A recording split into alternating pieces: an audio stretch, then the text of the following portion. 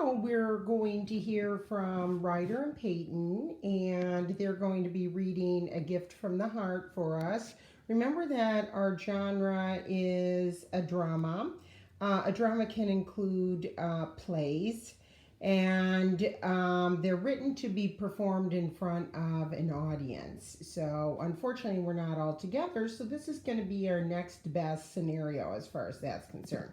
One of the questions that we're posing in our mind this week is, when do people choose to make sacrifices? So, as we're following along with the story tomorrow, be thinking about that, about the sacrifice that the characters are willing or not willing to make as far as that's concerned.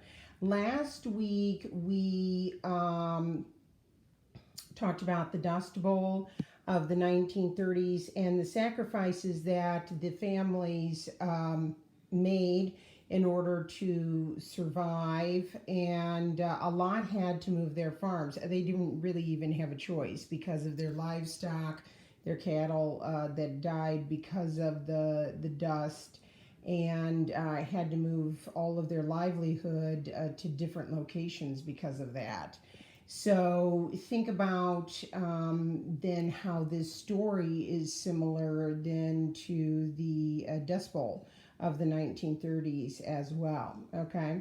Also, when you look at these illustrations right here, look how beautiful this field is. Okay, much like the prairie, and notice how the flowers and everything like that. Certainly not a land that is drought filled or is drought laden, I guess I should say. All right, go ahead and turn the page. We were started on page 421, and I want to just go through the characters. Now, clearly, we don't have, the Lewis family is not that large. We don't have a large enough family to accommodate every single character.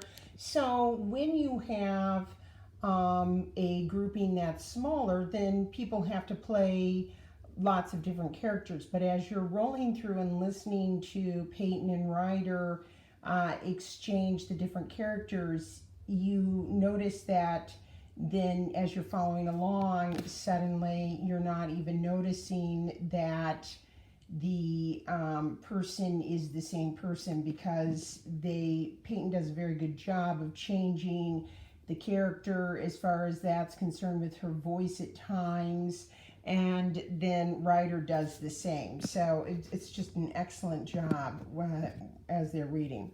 We have a narrator 1, 2, and 3. Little one, she's an orphan girl. In other words, someone who maybe doesn't have a mom or dad, or somehow their mom or dad was hurt. Wise eagle, an old shaman. We'll talk about that. Little buffalo, a warrior. Shadow hunter, an old warrior.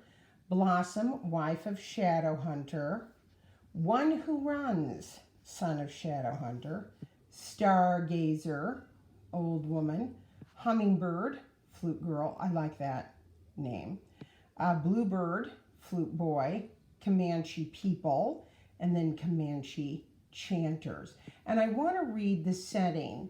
Think about, why is a setting so important when you're talking about a drama or a play? Well, we have to have a backdrop. We have to know where something is going to be located in a drama, or we're already lost before the play has started. So it's important that they give us that setting or where it is taking place. So the Texas prairie, the play opens up to a backdrop of mountains.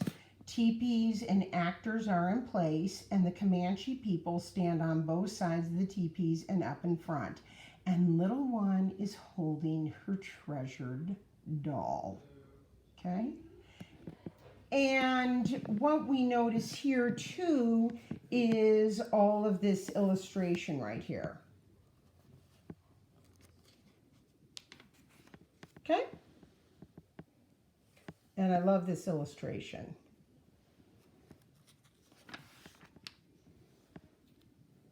But right around the fire, and then little one with her doll.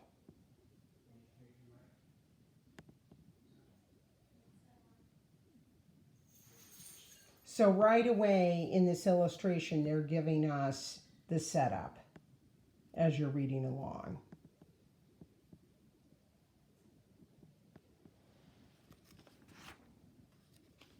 Okay, let's move on to the meet the author.